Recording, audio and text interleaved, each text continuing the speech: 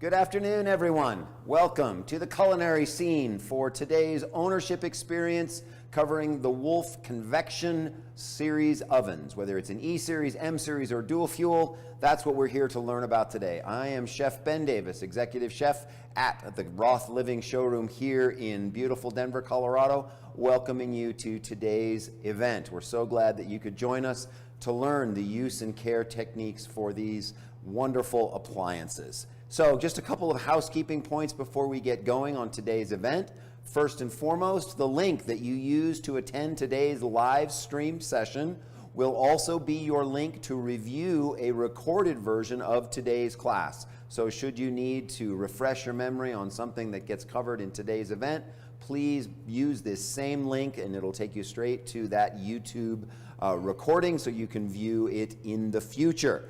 Okay, so don't discard it. Second, and I think most important of all, please, when you have a question, we really want to get those questions answered for you today as we go through today's event. Use the chat feature there on your screen. You can just type your question in. Then Emma, who is behind the screen today, will relay those questions to me directly. I will try to make sure to repeat your question so that you know that it is being answered in the course of today's session, and then we will answer that question for you. It's much easier to do it today than to wait, type a comment into the box, and then the next thing you know, it takes 2 weeks for us to answer it to you or something like that. So please make sure you use that chat feature to get those questions answered. All right? And then also in the description of today's event, you will find a link to some documents that we will be referring to. Those documents are easily downloadable should you click on the link. I think you'll find them very helpful. One of the documents will be a description of all the different modes in your particular oven, so that when you need to know just why do I use roast instead of convection roast, or maybe it's bake instead of convection, you'll know how the oven is functioning, which is something that we'll be covering in today's session. So that's what we'll do today. We're going to cover the different cooking modes in your oven after we've been through a brief description of how your oven goes together. I think it's very important that you understand exactly how your oven is constructed. So when we're talking about a baking element or the two convection elements around the fans in the back of your oven, you'll understand exactly what we're talking about and how those elements and the fans, whether they're operating or not during the cooking process, are equal to the modes and how those different modes function. So we want to make sure that you know all about that. So use that link to download those documents during the class today. All right? So we're going to start off. Oh, and I should mention then when we're done talking about the modes and how they function, we will talk about taking care of your oven, whether it's using the self-cleaning feature that is installed inside of your oven or some of the products that we like to recommend to use to maintain it in between self-cleaning functions, or if you're cleaning the exterior of the oven,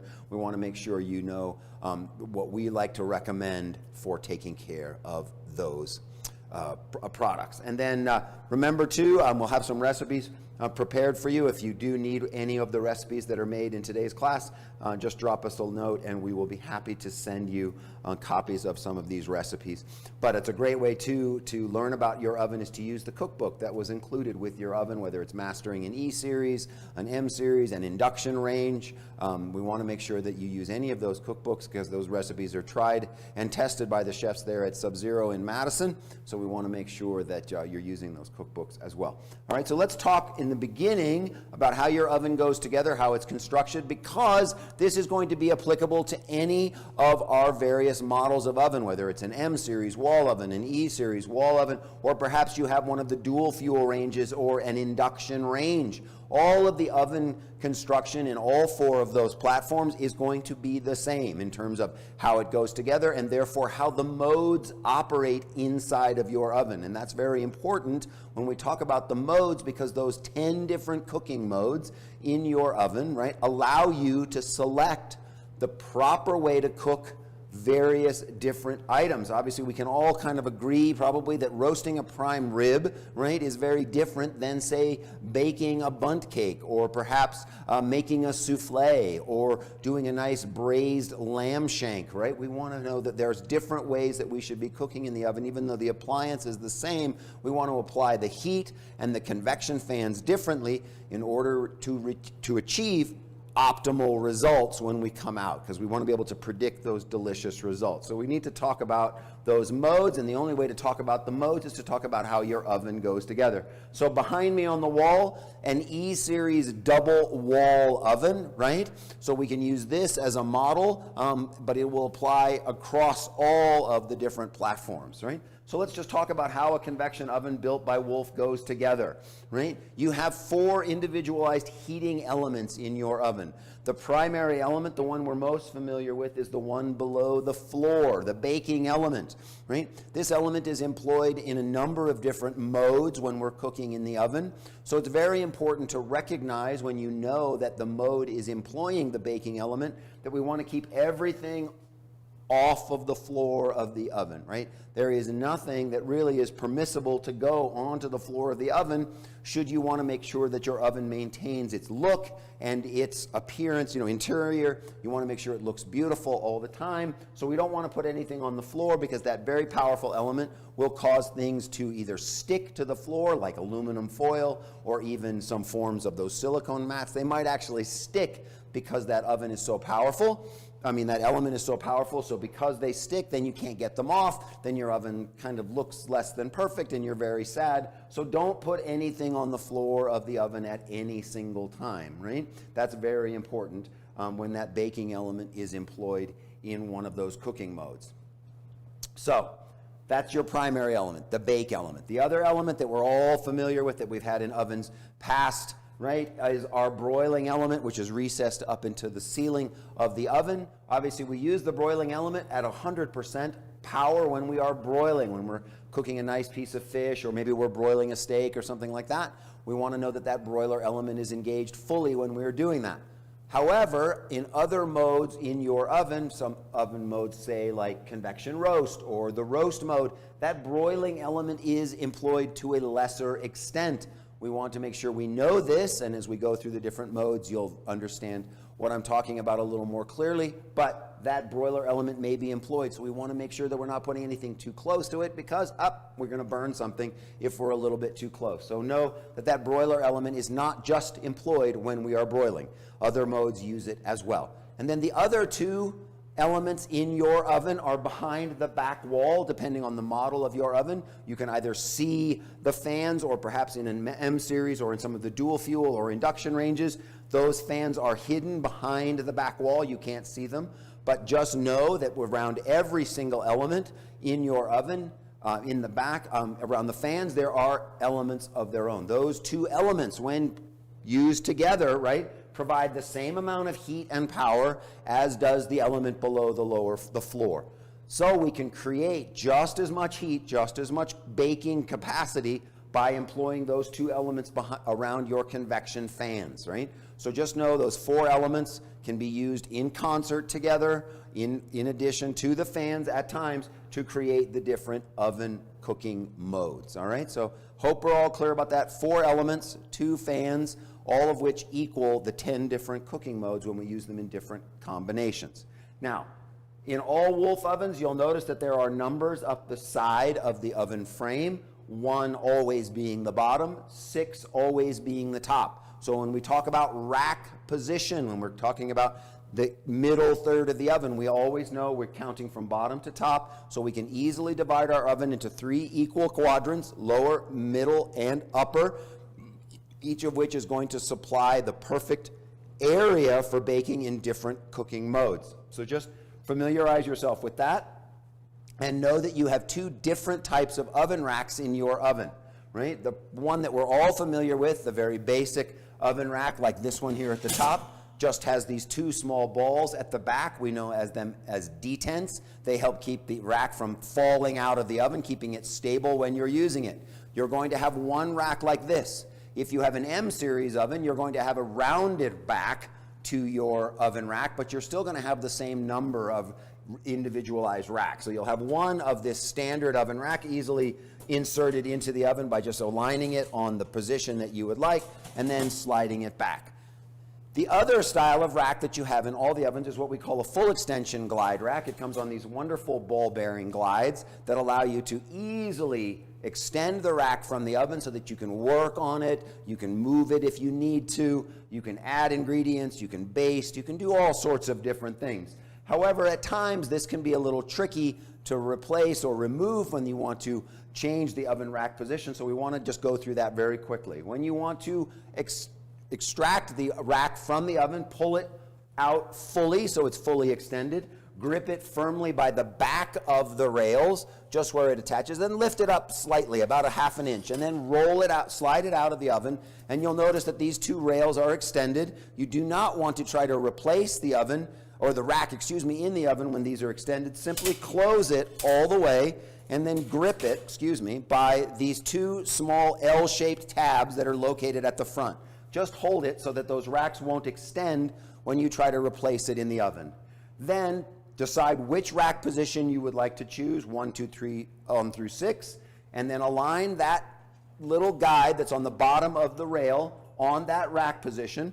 Keep the front of the rack tilted up just a little bit and slide it in. Now at the beginning, it's going to feel very loose and you might get a little nervous, like, maybe that's not the right way to do it, but don't worry, it will go in just fine. Just lift up the nose, slide it in until the very end. You're going to feel it hop slightly, and then it's going to be fully inserted, and now your rack is very stable and easily cooked on, baked on, whatever you need to know, right? Just know that all your oven racks, regardless of style, and your oven door, again, regardless of style of oven, can support up to 50 pounds of weight before you have any chance that something might fail, right? So if you have to slide something out, right, even though you have a very heavy pan on here, don't worry, this is not going to tip and fall into your lap.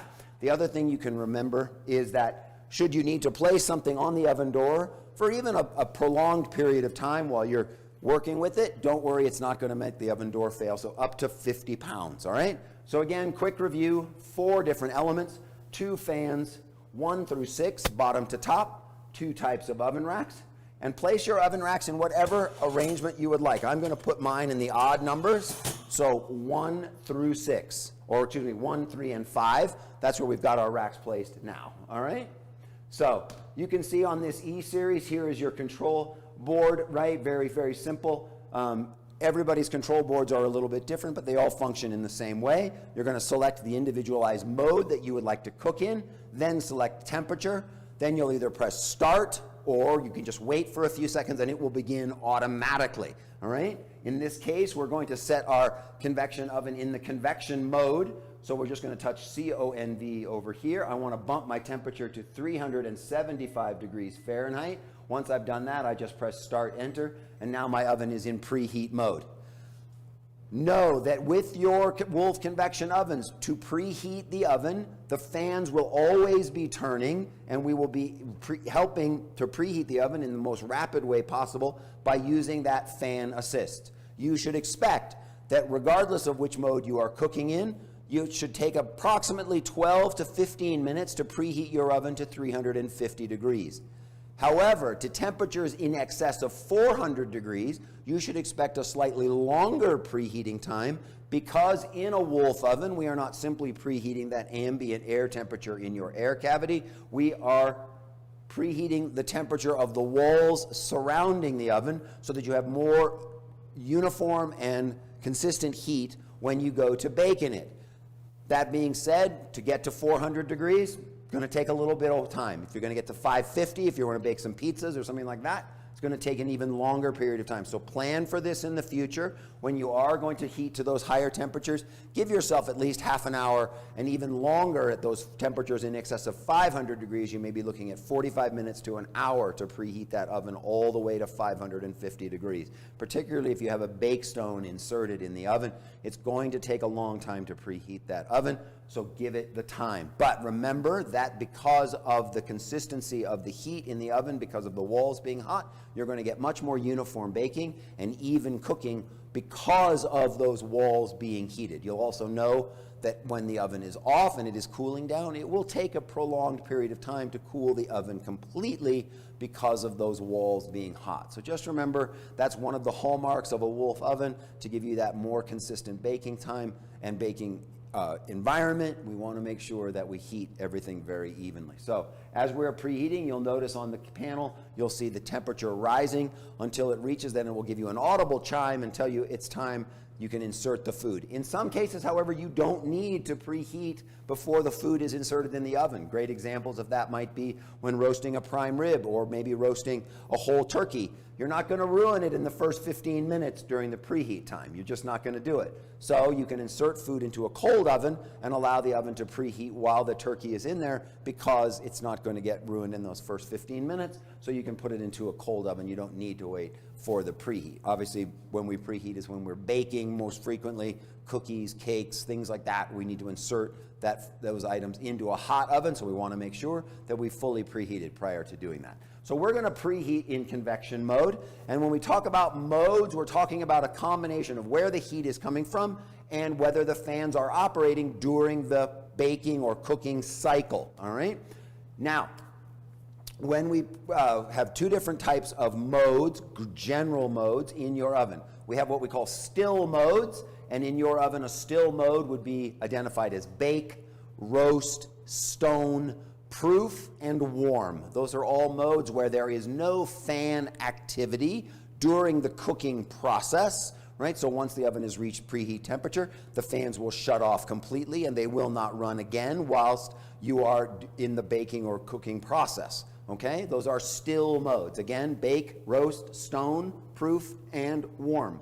Your convection modes obviously are not only going to employ the convection fans during the cooking mode, but we are going to be using the heating elements surrounding those fans in order to heat the oven cavity, so that defines a convection mode. Your convection modes, convection, convection roast, and dehydrate. Those are all modes in which both the fans and the convection elements behind the back wall are used to heat the oven during the baking or cooking process, okay? So those are your different modes. Again, convection, convection roast, convection, and dehydrate. Those are your three convection-only modes, all right? So let's just talk about bake, because that's unfortunately what most people use for cooking everything in their kitchen. They just use the bake mode. How is the bake mode heated, and how does that work, and why would we want to use the bake mode?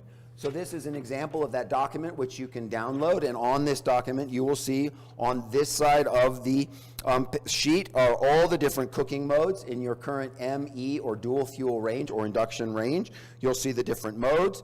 You'll see next to it a distribution of where the heat is being generated from. In the case of bake, 90% of the heat in the oven in bake mode, regardless of temperature, is coming from this element below the floor of the oven. The other 10% is provided by the broiling element up here. So if we have a 350 degree oven, we're getting 90% of those 350 degrees are coming from down low. What does that mean for you when you're using bake? Well, you want to be very cognizant of not putting anything in rack positions 1 or 2, the lower third of the oven, because the power from that big element on the bottom of the oven is going to cause many things, if they're placed too low in the oven, to burn, right? So we want to be very cognizant of rack position when we are using the bake mode because of 90% of the heat coming from below. So where are we going to do majority of our baking in bake mode? We're going to do it in rack positions 3, 4, and 5, right? That's going to be ideal. We remember that bake mode is designed primarily for that process that we like to define as baking, but as a chef, chefs would define that as an ideal dry environment. There's no additional moisture added to the oven cavity like we would do if we were braising a pork shoulder, or maybe we're making a pot roast. We're not adding moisture into the oven cavity. We're just simply using a dry environment. But what's really important is that we are cooking, baking on a single rack. We are not stacking our pans when we are using bake mode. We are just using that single rack of baking. So that doesn't mean you can't put 3 trays, right, 3 9-inch cake rounds on a single rack. We just remember that we are not stacking our pans because the heat flow is going to be interrupted by the lower pans, which is going to change the way that the upper pans are going to bake. So just use bake mode on a single tray when you want a dry oven cavity, right? You can go temperatures from as low as 170 degrees up to 550 degrees. You have that full range of temperatures over in that particular mode, from 170 up to 550. So that's bake, right? We use it in a dry oven cavity when we're doing some nice dry baking environment that we need. Its cousin, if you will, is roast mode. How does roast mode differ? Well, we now have a little bit less heat coming from the bottom of the oven. Down here, we only have 75% of the energy coming from below. The other 25% is, again, provided by the broiler. Roast mode we like to use for doing a little more of those roasting and processes, whether we're doing a pot roast, whether we're making some roasted chicken thighs, or maybe we're going to roast some pork shoulder. We want to do something a little bit lower, a little bit slower, but we want a little more heat from the top because we want a little more extra browning on the bottom. So in roast mode, again, we're limiting ourselves to a single tray, a single rack of cooking, because again, the majority of the heat is coming from below, and it's going to bake or roast differently if we stack our trays. So we want to use it when we're doing a single pan. We can go much lower in the oven because there is less heat coming from below, and so now we can use rack positions 1 and 2, because in many cases when roast mode, we have something moist in the bottom of our pan, some broth, some water, some wine, whatever it might be. That's going to help mitigate that intense heat coming from below, and that's going to allow something to roast very evenly. What you're going to remember many times in roast mode is that you want to cover for the first 2/3 of the cooking process and then uncover at the end to take advantage of that broiler giving you the color on the top of your cooking, whatever it is you're roasting, whatever it is you're cooking, right? Again, you're also going to want to use your temperature probe, which came included with your oven. It should be clad in a blue exterior, right? You want to make sure that if you have both a Wolf convection oven and a Wolf convection steam oven, both of them came with temperature probes. Those probes are not interchangeable. You cannot use the temperature probe from your steam oven in your M or E series dual fuel oven. You can't do it. You have to use the blue one. In all cases, in those ovens, the probe insert point is here in the upper left-hand corner, to me, right there in the ceiling. That's where you're going to plug in your probe. Once you have plugged in the probe, that's going to appear on your touch screen. You're going to be able to touch the word probe, and then you can change the temperature, right? Whether you are on this unit, you would be using the digits here to change your set probe temperature. On your dual fuel, you would literally change it on the 2 temperature control knobs that you have on the range that you can switch up or down. And on your M series oven, you might use your touchscreen, or you would use the knob if you have the Pro style oven. But in both cases, you're going to set that probe temperature. It will then display on your touchscreen. It will give you the probe temperature and then the alert temperature, the temperature that you've chosen that you would like to cook the item to. So set your probe temperature. Make sure that when you use your temperature probe, you insert all of the metal shaft of the probe into the food that is being cooked. Therefore, you won't get a false high reading from your oven, right? If you expose too much metal to the oven, the probe reads the temperature of the oven, not the temperature of the item being cooked, and it cooks very, very quickly. You're not only very impressed, but you're also very disappointed because your food is essentially raw when it comes out of the oven because it's going to cook so quickly. So make sure when using the temperature probe, insert the probe as far as possible to cover all of the metal and then set that alert temperature, remembering that when the alert temperature sounds, right, the oven will not turn off. It's just simply telling you time to take it out, all right? So let's quick segue and talk about one of the great modes in your oven, which is that stone mode. There's another one of the still modes in your oven. In other words, yes, we're generating all the heat from top and bottom, 60% from below, 40% from the top. Stone mode is a great mode when you want to insert and use a bake stone accessory in your oven. Should you like a bake stone from Wolf, you can simply contact your local Wolf Roth showroom. You can just let them know which model oven you own, and we can happily ship you a bake stone that will also come with a peel for removing pizzas and other baked goods from the stone, and a rack to make the insertion of the stone into your oven a little more easy, right? It's much more accommodating when you have that rack. The stone mode is unique because you only use stone mode when that bake stone is in place. The bake stone will always go into rack position number 1. It is always in the lowest position in your oven. You always put the stone into the oven when the oven is ice cold, right? You don't preheat the oven and then add the stone. You need the stone to heat up with the oven so that it's absorbing so much energy that when you place the pizza or whatever else you're cooking on the stone, right? When you're doing that, then you're getting 100% efficiency in terms of the heat transfer from stone to pizza. So you really do get a beautiful, crispy crust, much like you would get at any very fancy pizzeria, except you've done it on your own, in your own home on the bake stone. It really is one of the few ways that you can take an electrically powered oven and get the maximum efficiency from that oven to make it really look like a hearth style oven. So that bake stone goes in, cold oven, we preheat the oven with the stone in place, and then we bake directly on the stone. Now that doesn't mean you can't put a loaf pan on that stone or some other type of baking vessel. You can do that.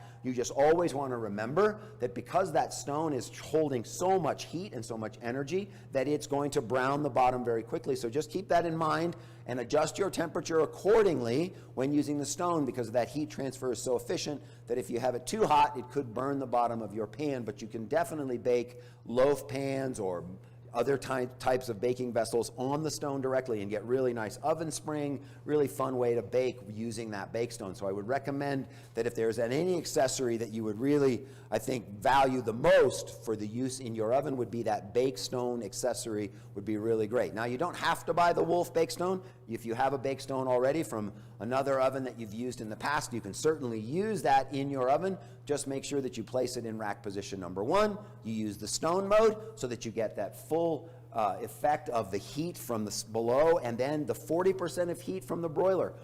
Why it's such an even split in terms of heat is this. The distance, right, from the broiler, which is on at 40%, and the surface of the stone where your toppings are, right, your mozzarella, your pepperoni, whatever else you've put on your pizza, right, that distance, right, requires that 40% of the heat be generated from the broiler so that at the time it takes the stone, right, to bake the crust and give you a beautiful golden brown pizza crust, now that 40% of energy from the top, that's what's going to do the work in terms of browning and cooking your toppings in the same amount of time. So you're not having to, move the pizza around, take it off the stone, move it up closer to a broiler, anything like that. You can literally bake it directly on the stone and get that even heat from top to bottom and give you a really nice effect on your stone. So stone mode is something fantastic. I think you'll really enjoy using it, especially if you love to make homemade pizzas. It's really, I don't know if there's a better way to do it other than getting a true pizza oven for your kitchen. This is a great way to be able to use your Wolf oven much like a pizza oven, all right? So I'm going to skip over for a second the 2 other still modes that we've talked about, which is proof and warm, because you're not going to use that as often as some of these other modes. And I want to talk to you about Wolf convection, right? This oven right now is set in the convection mode. And when we talk about Wolf convection, we're talking about heat being driven from those elements in the back behind the oven, and also the fan system and how that fan system operates and how it maximizes the efficiency of your oven so that you can cook evenly and uniformly on different racks at the same time. So let's understand that anytime we want to bake something, roast something, cook something on multiple racks simultaneously, we need to be in the convection mode.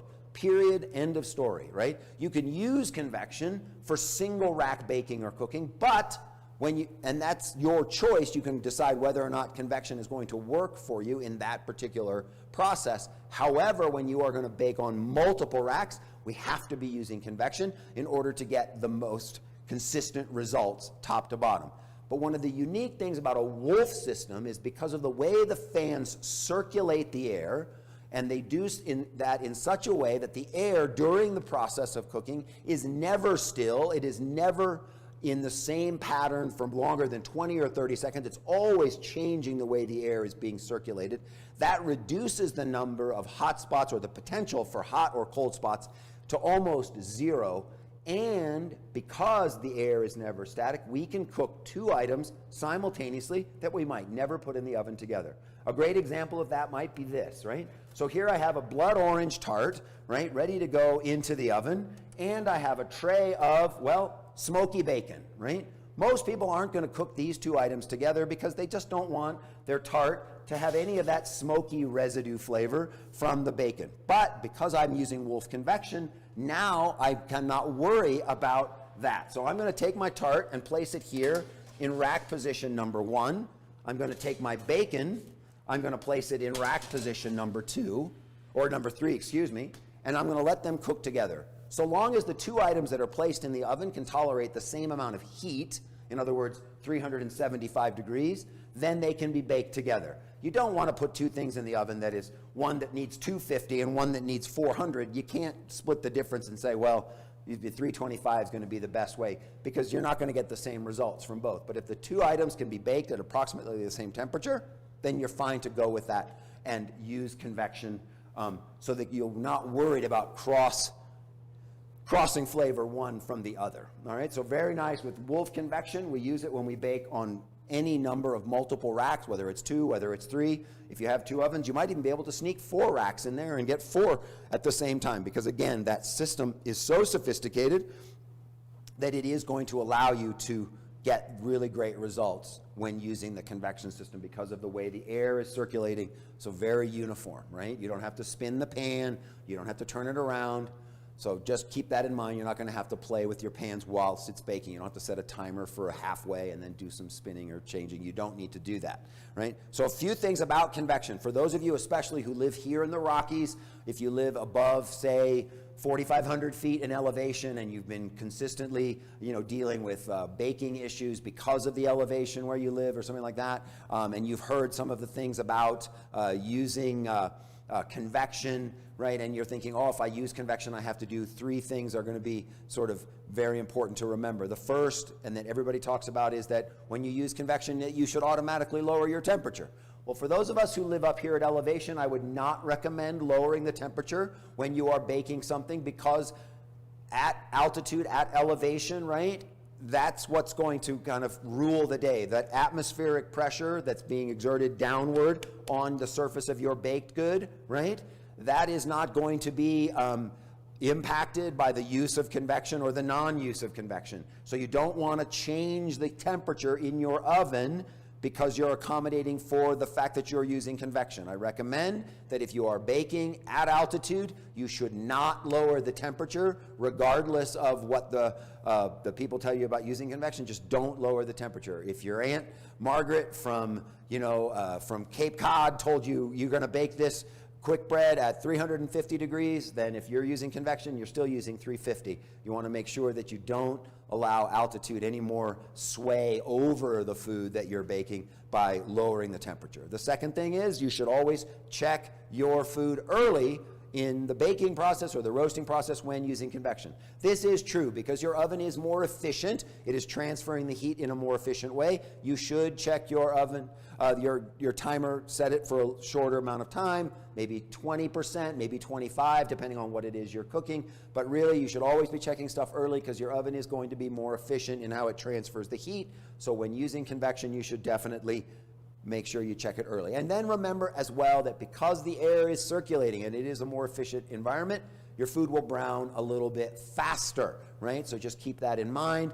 If you don't want it to brown as much, you may not want to use convection. You might want to use a bake mode in order to evenly cook that item, but just remember as well that if you're using bake mode, you're doing it one pan at a time, right? So again, just keep that in mind. But I don't really recommend lowering the temperature, particularly at altitude, because that will have a greater impact on the outcome of your items than baking it at the higher temperature would as well. So again, use convection when you're on multiple racks. You can use it for a single rack, that's no problem, but just make sure that if you are doing a single rack of baking in convection mode, definitely check food a little bit early and remember that it will brown a little more completely. So that's what convection is all about, and you should definitely use it, right? Use whatever rack position arrangement that you would like. If you want to go 1-3-5 the way I did, or you could go 2-4-6, you could go 1-3-6, you could go 1-3-4, it really is up to you. You don't really need to space it exactly evenly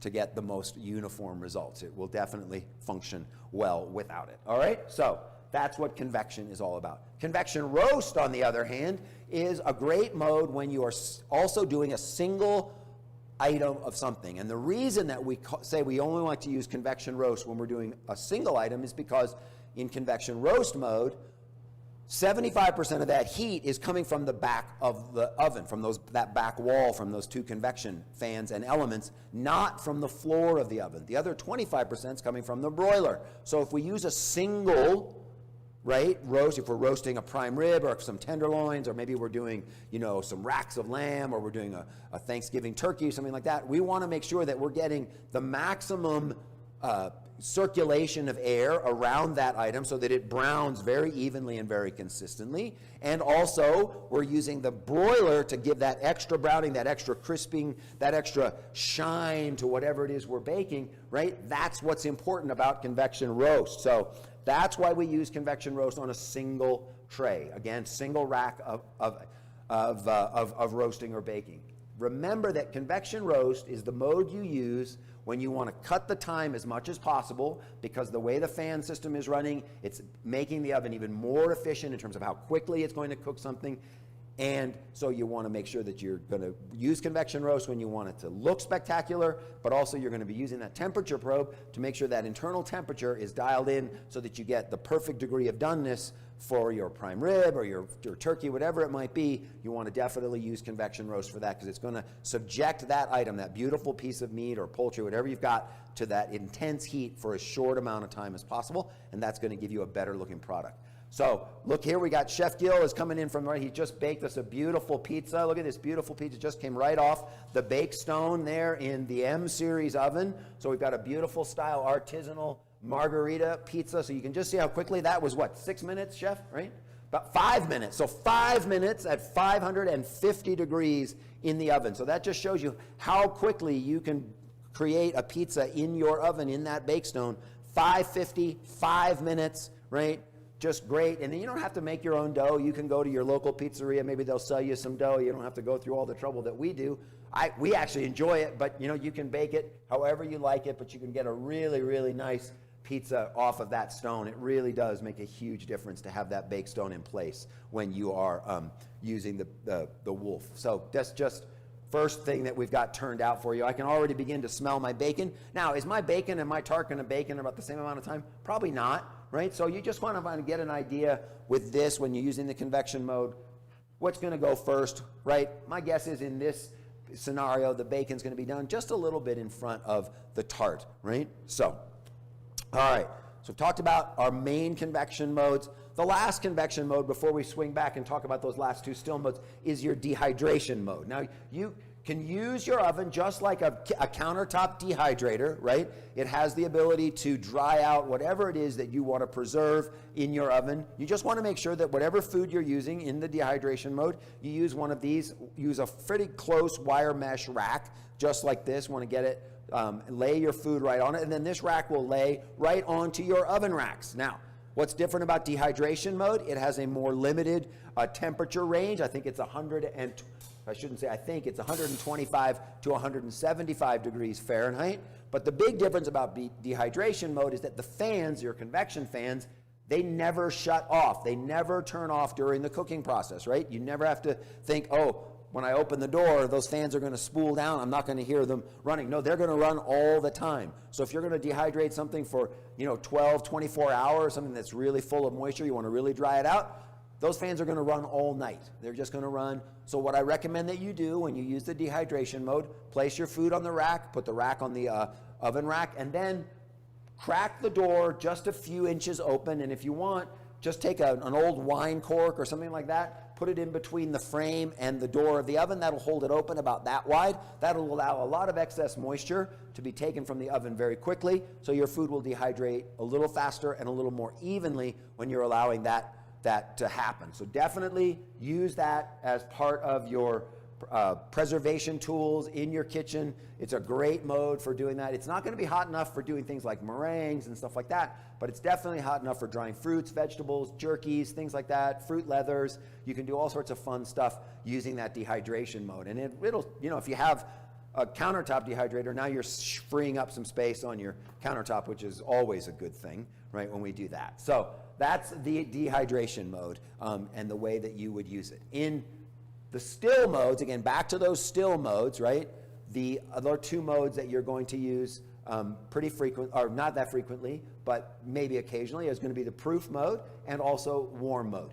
For proof mode, obviously, when you're proving your yeasted doughs, whether you're making some like brioche or some challah, maybe you're making some rolls or some cinnamon buns, and you want to allow your items to rise in a nice, stable, consistent environment, you can set it in proof mode. Proof has a mode temperature range of 85 to 115 degrees Fahrenheit, so 110 degrees Fahrenheit. So you can set anywhere within that range. It's going to be a nice, consistent temperature. If you want to add a little moisture to that, you might put a little boiling water in a cake pan and place that cake pan either next to your bowl with the proving dough in it or under the bowl. But that extra moisture will make your environment nice and humid and allow your dough to stay nice and moist on the surface. If you're not using that method to keep a little extra humidity in the proving chamber, then I would definitely cover the bowl with some plastic wrap, or a damp towel, so that you don't dry out the surface of your dough, right? Because obviously,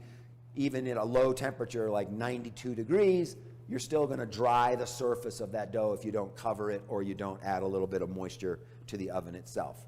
All right? You can use your oven as a warmer. So it's a warming oven. When you've prepared something, you want to hold it for a certain amount of time before you serve it. So you use it in the warm setting. So warm has, again, a limited temperature range. It's only 140 to 200 degrees Fahrenheit. So just three numbers that I would like you to remember when you're using the warm setting.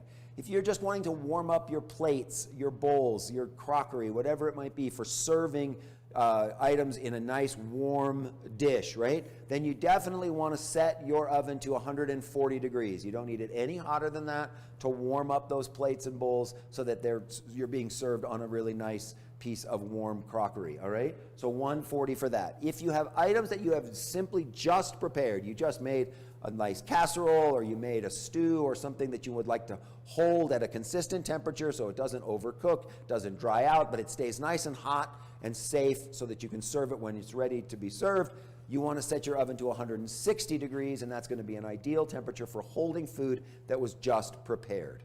If you have food that you have prepared in advance, right?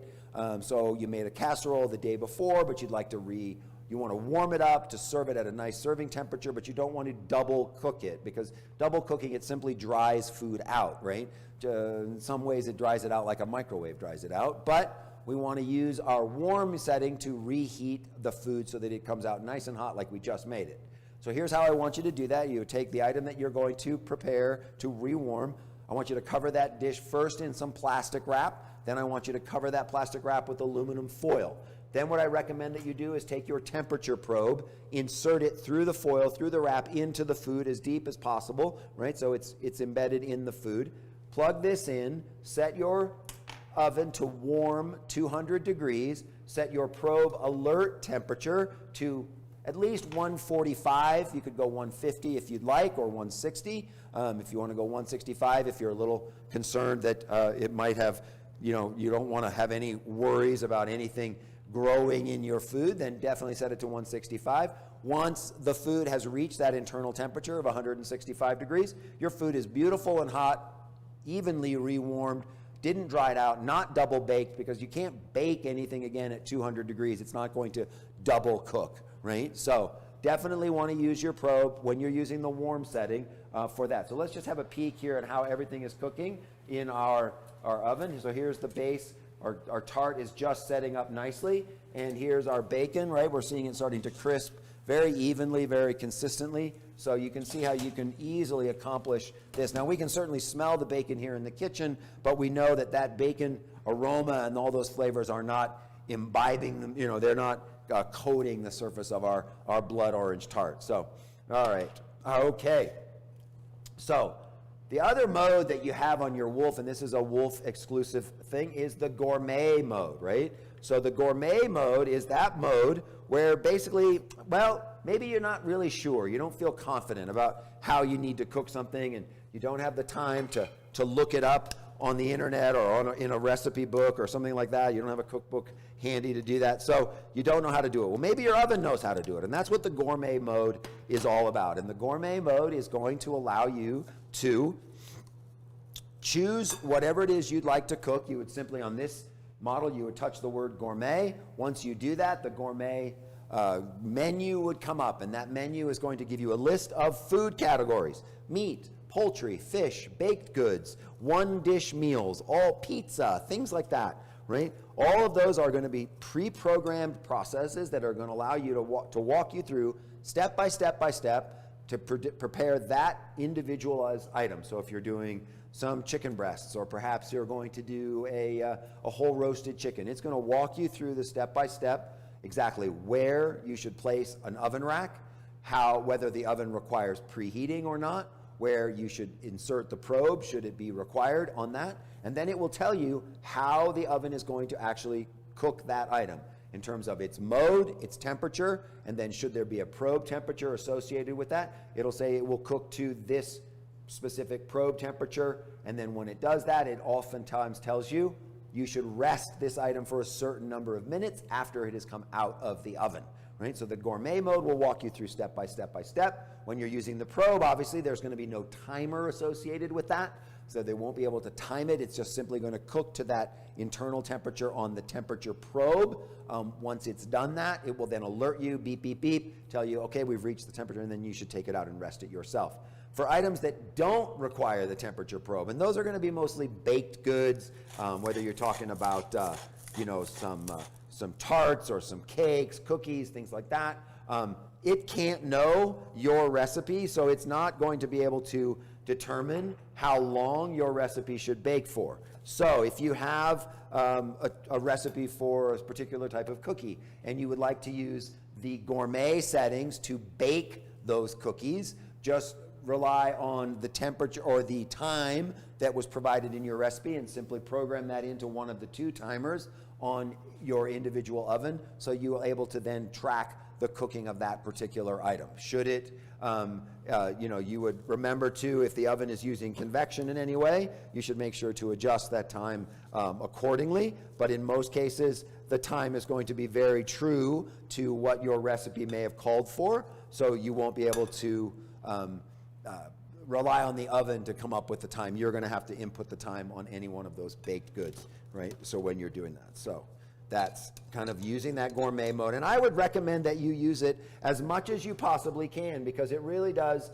make life easier if you're just feeling a little befuddled about how you want to cook something or how your oven is going to function or how it is functioning at that time. You can use the that Gourmet feature in order to get the maximum efficiency out of your oven. So now I've got my green beans. I'm going to put those into the oven with this. They're going to take a little bit less time, so you can see that all three things can cook together in the oven simultaneously. So the green beans go in with the onion. We're going to give those a little bit of roasting time as we turn our attention to some of the modes that you're not going to use when you are when you're taking care of your oven. So you're not going to do any cooking in the clean mode, but you are going to do the clean cycle every once in a while in order to keep your oven looking fantastic. So now all your ovens came with a clean mode, and I know that there's been a lot of talk out there about, you should never use the cleaning mode on your oven, it's bad for your oven, et cetera, et cetera, et cetera. Well, that may be true, except that maybe we don't use the clean mode, we don't use it correctly, and so that might damage our oven. So let's talk about some of the rules for using your clean mode, how frequently you should use it, and how it actually functions, right?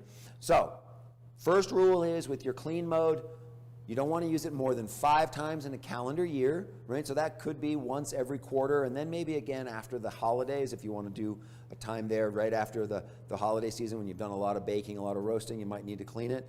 I have a different matrix because, one, I don't ever run my oven cleaning cycle in the summer because the oven is 800 degrees and my kitchen's already hot from the weather outside, so I don't want to heat up my kitchen anymore. So that eliminates their summer cleaning. And I really only clean it when the back wall of my oven is a different color than the rest of my oven. So if I look into my oven and the back wall is jet black, but the rest of my oven is a nice shade of blue, then it's probably time to clean it because I really don't want to clean that back wall, right?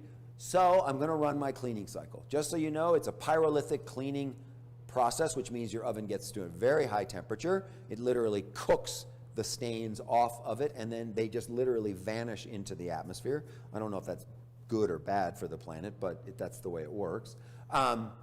You are going to want to make sure that when you are cleaning your oven, all the racks come out, and that includes the side racks that support the oven racks. You want to make sure that they're all out, right? The oven racks, we've already talked about how to remove those. The side racks are easily removed. They're simply on little keyhole openings, so you don't have to use a screwdriver or anything like that. Just reach in, grip it firmly, lift it up, and then take it out. It's very easy to remove. They only go in one way, so if they're not fitting back in when you try to return them to the oven, you've probably got them reversed or upside down, right? So all the racks come out, close the oven door. I recommend that if you are going to clean your oven using the cleaning cycle, make sure your ventilation system is on nice and low. You don't have to turn it on high, just keep it running. If it's a nice enough day, you can crack a window in your kitchen because it will get very warm in your kitchen.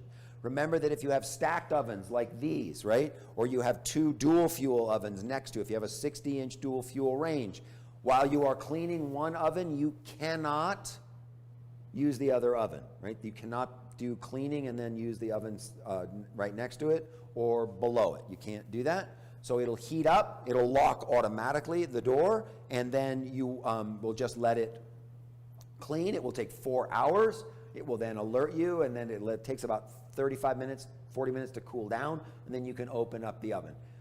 Very, very unlikely that you're going to have to wipe anything out of the oven. In 99% of the cases, there's nothing left in the oven. It's completely clean, right? Again, I recommend that you just do it, once or twice a year. That's really all it really needs. I'm going to show you a technique for cleaning in between different cleaning times, so we can then use that to keep it a little cleaner without having to run that whole 4-hour cycle. So Chef Gil's got some stuff we're just pulling out of the oven, out of the roast mode. So we've got some really nice chicken thighs that we've done. Thanks, Chef. All right, so we've got some beautiful roasted chicken thighs that come out right there. So we've just done those in our little Le Creuset pan right there. So those have roasted nicely. So we've got beautiful color on those skins. And you can just see how nice and crisp that skin has gotten using the roast mode in the oven, nice and slow. Just keeps them nice and moist and tender, not drying them out. So it's another great way to use your roast mode. So again, cleaning cycle up to 5 times a year. Everything comes out of the oven. Keep your ventilation system on, no problem. You're going to have great success with that.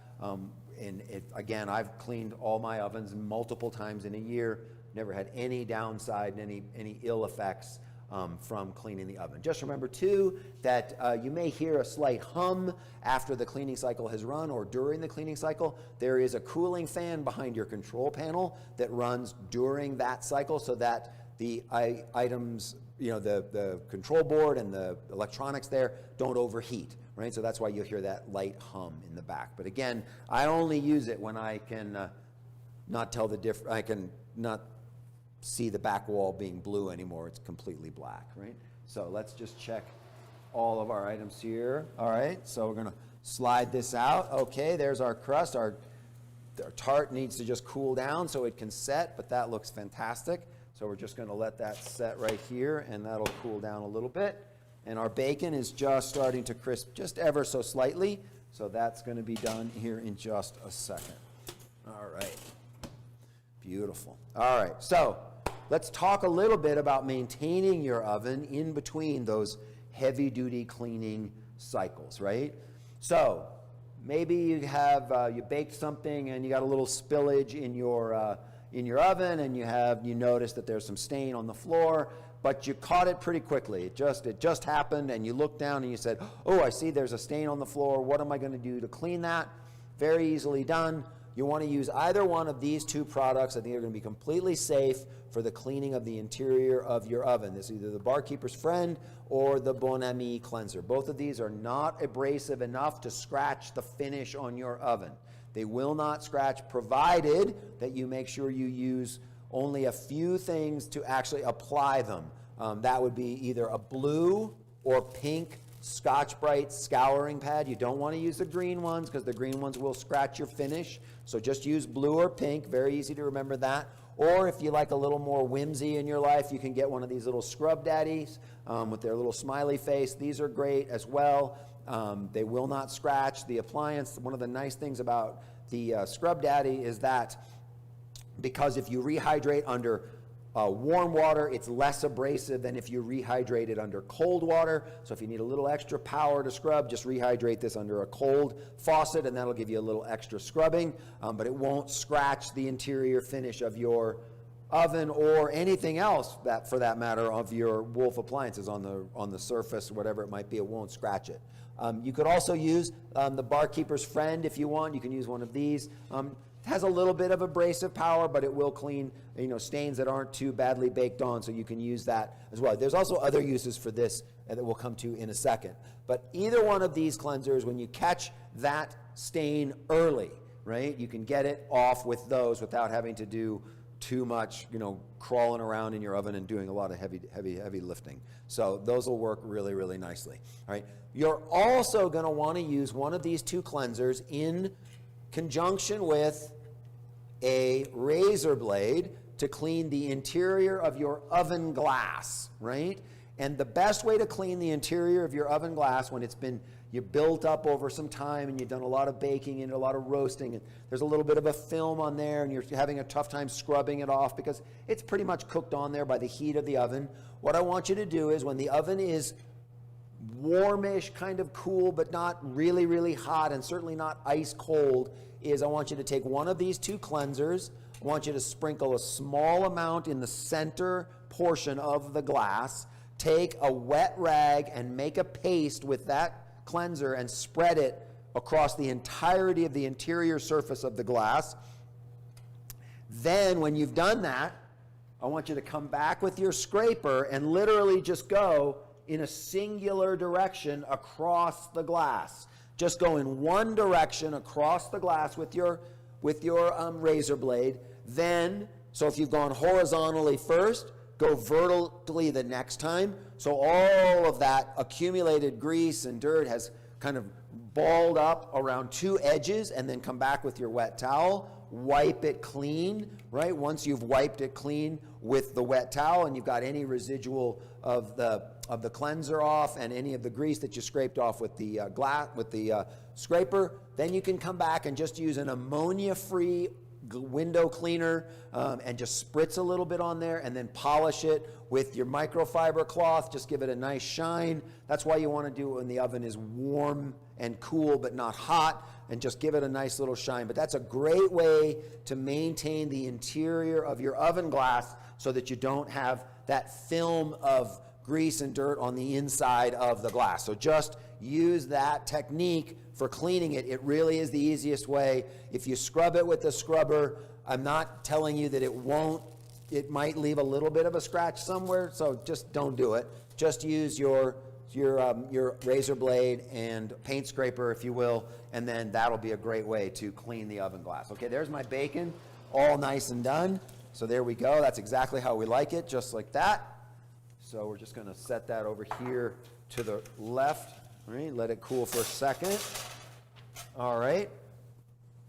Okay, so we've talked about how to clean the oven glass. We've talked about those little quick interim stains in between major oven cleanings. But what about that time when you get the pie that boils over in your oven and you get that stain on the floor, but you don't have time to clean it, and then you roast a chicken, and then you roast some prime rib, and then you throw some veggies in there and you roast some veggies, and you do all these things, and that stain that was on the floor 3 days ago has now become really, really hardened and really cooked to the floor of the oven. What do? You can't scrub it off, you can't scrape it off. What are you going to do? Well, I recommend that you go out and you order yourself some of this. This is called Carbon Off, C-A-R-B-O-N-O-F-F. It is a restaurant, it's a commercial product, right? So you're not going to find it at a home improvement store. You will find it at some restaurant supply companies. You may find it on the internet, just like everything else in the world. You're going to find it there, and then you're going to use it by applying it with an old paintbrush directly to the stain on your floor. So if you have a stain about the size of a large pancake, brush the mixture right on it. I generally recommend that you let it sit overnight, right? So as it sits overnight, it's going to basically loosen that stain from the floor, come in the next morning, put on a rubber glove, take a rag or take a sponge, whatever you like, and just wipe that stain off the floor of your oven. It's really going to be very easy. It's going to take that stain up very quickly, and you're going to be super happy about how it looks. But it's going to take it off in spots. You don't have to do the entire oven cavity, right? I don't recommend that you paint the entire interior of your oven with this stuff.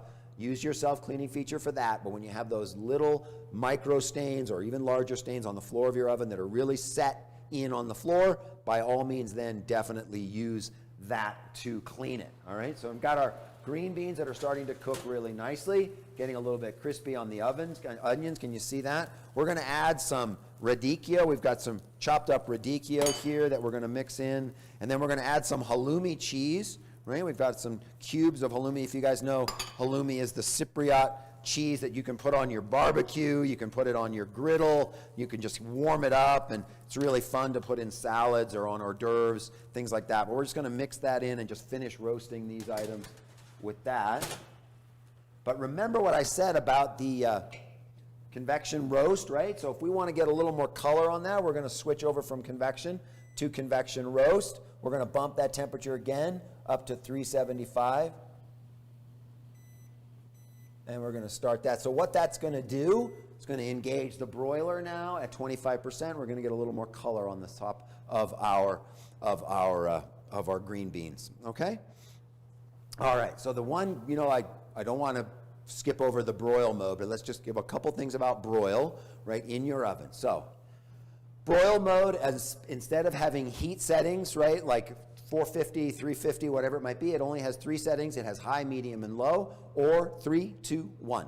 3 being the hottest, 1 being the coolest. So whenever you want to use the broil setting, whenever you want to cook something in the broil mode, in other words, a piece of fish, a piece of steak, whatever it might be, and you want to cook it, you want to broil it, I want you to use that hottest setting, number 3, right? If the item that you are cooking, that you are broiling, is 1 inch thick or thinner, I want you to think about putting your racks in positions 5 or 6, all right? 5 or 6, right? Those are going to be your 2 rack positions if that item is 1 inch thick or thinner, all right? But cooking on number 3 setting or the high heat setting, you're going to turn it 1 time and 1 time only. You do not have to preheat the broiler prior to inserting the food. You can put the food into a cold oven and turn the broiler on, or if you're like me, because I grill on a hot grill, not a cold grill, I preheat my broiler for about 5 minutes prior to inserting the food. That's completely up to you, but it is not required to preheat it, all right? Unlike the old days when you used to have to crack the oven door when you use the broiler, that is not the case with your Wolf broiler. You do not need to crack the oven door. You can leave it closed the entire time, all right? So, 1 inch thick or thinner, 5 or 6. 1 inch thick or thicker, rack positions 5 or 4, right? Because you want to move it a little bit away from the heat so that the interior of the item that you are cooking has a chance to cook before the exterior over browns. So if you have a nice thick porterhouse steak that you'd like to broil, you might want to move it down to rack position 4. It'll still get a nice crust on the outside, but it will allow the middle to cook nice and evenly before the outside gets over browned. But again, remember that when we are cooking something that is raw, we want to start only on heat setting number 3 or high.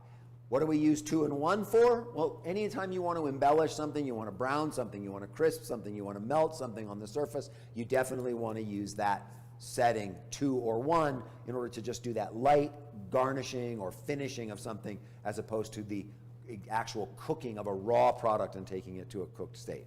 So again, keep that in mind when you're using your broiler, all right? Okay, Last piece of cleaning equipment that I want to mention, because this is really hard for a lot of people, is to keep your oven racks clean, right? When your oven racks get coated with grease and debris and they get that lovely sort of coppery bronze patina to them from all the times you've cooked on it, and that splat, you know, there's a little splatter in the oven, et cetera, et cetera, et cetera, and you end up with racks that are a different color. And you try to clean them by hand, you put them in the sink, you get out a scrubber, and you bruise up your knuckles, and you don't get them as clean as you'd like, and it's really hard, and it takes all day, and you're very unhappy. There's a product for that. That's this product here. It's called Carbona 2-in-1 Oven and Grill Rack Cleaner. It comes as a kit. So what is included in the kit is the actual solution that does the cleaning, a very large Ziploc bag, and a pair of rubber plastic gloves. For those of you who own an E-Series oven, the bag that is included with the kit is sufficient for holding your oven racks. Unfortunately, for those of you who own an M-Series dual fuel or induction range oven and you have the curved back racks, your racks won't fit in that bag. However, just use a double bagged trash bag. In other words, 2 trash bags, one inside the other, because that'll make it a little more heavyweight. You're going to put all the racks in your oven in the bag. Just tuck them in there and then dump the entire contents of the bottle that's included in the kit into the bag. Seal it. If you have the Ziploc bag, obviously seal it shut, and then give it a good shake. Flip it over a couple of times. Let it sit in a horizontal position. Don't stand it on end. Lay it on in your garage, on your patio, just out somewhere flat, so it can just sit flat and essentially marinate in that mixture. The following morning, the following day, get up, take the bag, open it carefully in the sink, right? Let the contents go down the drain, but then hose off using a nylon brush to just coax away the very last remaining stains on your oven racks. And I guarantee you, with very minimal effort, you're going to have bright, shiny silver oven racks all over again. It will not impact the functionality of those full extension glide racks. So don't worry that you're going to ruin your ball bearings or anything like that by just using this cleaner on your oven racks. It's not going to damage it in any way, shape, or form. Just remember that you can clean them as, I do it once a year. I make it kind of a yearly thing. Just clean all the oven racks at once, get a bunch of bags, and you can buy a bunch, depending on how many ovens you have. We obviously have a lot, but you can definitely do that for your oven racks. It really does make your oven rack cleaning a breeze, very easy to use. So let's just check our vegetables, and they've been just browning up here a little bit with our last little bit. We got a little bit of color now on our radicchio. It's looking really good. And there we go.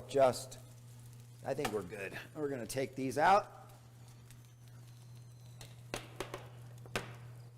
So a lot of you probably like to roast your vegetables. I always recommend, if you're going to do some roasted vegetables, you should be using that convection roast mode.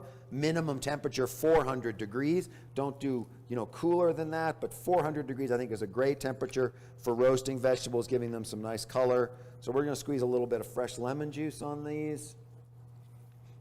We've already got our seasoning on there. We might add a little bit more olive oil. Can't go wrong with that. Yep. One lone loose bean. So here we go.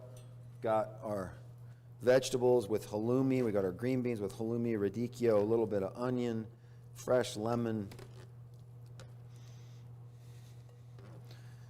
But you can just see how nicely wilted that radicchio is, just enough. Gives it that little extra bitterness, especially with the sweetness of the onion.